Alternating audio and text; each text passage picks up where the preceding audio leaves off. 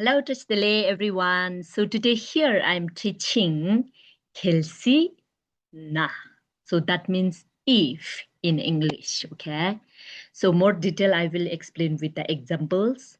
So first one is Kelsey nga la tu na nga yung yin. So that means I will come if I have a time, okay? And then another example, Kelsey nga la zintamena nga hele check-in. So I will relax if I don't have a glass. Okay, so here, so these two examples, it always comes like Kelsey and then na. So actually, Kelsey also means if, na means also if.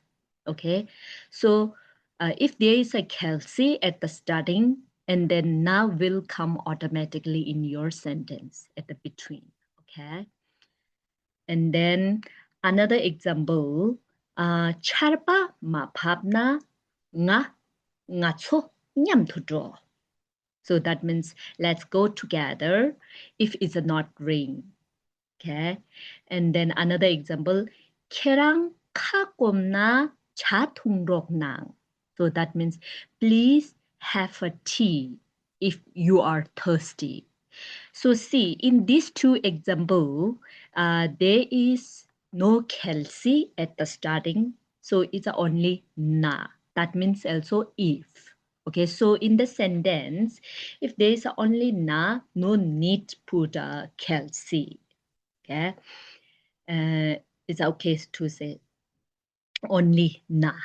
Charpama pamna nganso nyam to draw like this. Okay, so more important thing is if you have at the starting Kelsey and then na is a comes automatically. Okay, but both meaning is if. And then if there is no Kelsey at the starting and at the between days only na, also that means if. So if there is no Kelsey at the starting and no need to put it. Na can be if. Okay. Okay, thank you. And then see you in next video. Thank you.